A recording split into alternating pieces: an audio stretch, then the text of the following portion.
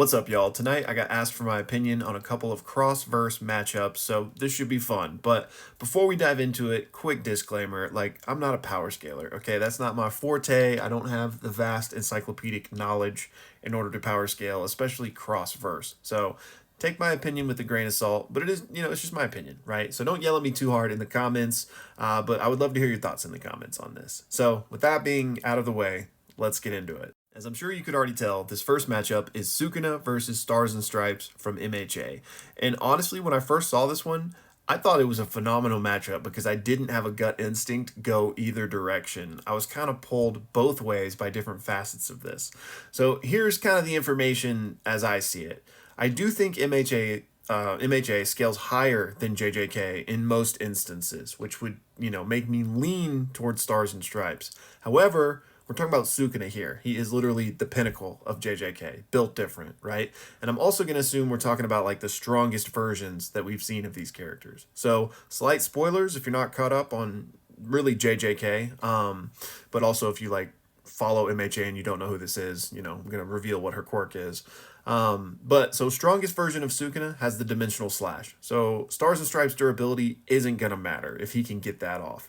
So the question is, can he get that off? And I do think Stars and Stripes is also faster than Sukuna, but it's not all about speed, right? This man is a genius.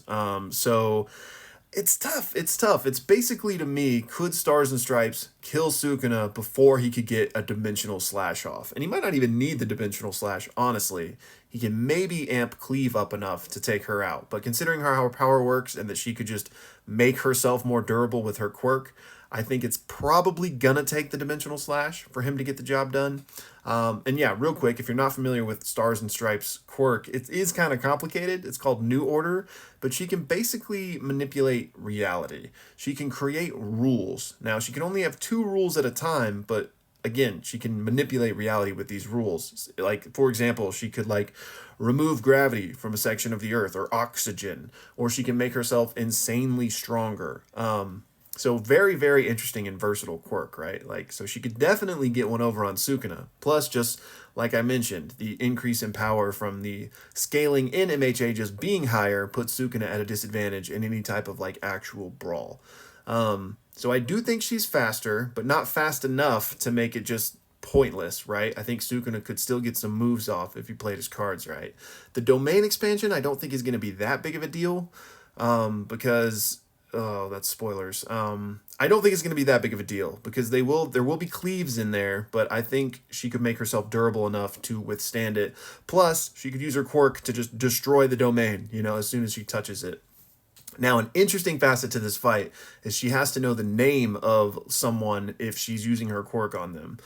For example, and also she has to touch the person. So if she touches Sukuna, she can use her reality manipulation to make a rule about him, being if you move, your heart explodes. Which, that wouldn't necessarily take Sukuna out, but you get what I mean.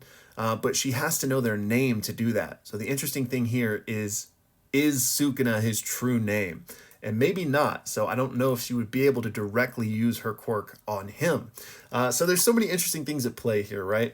But if you made me pick, I think I would have to give it to Stars and Stripes just for the power differential. But that being said, I think Sukuna could get the job done, honestly. So in a out of 10 matchups situation, I feel like it's a 6-4. The next matchup we've got is Arthur from Fire Force and Zoro from One Piece. And again, we're going to take the strongest versions of these characters.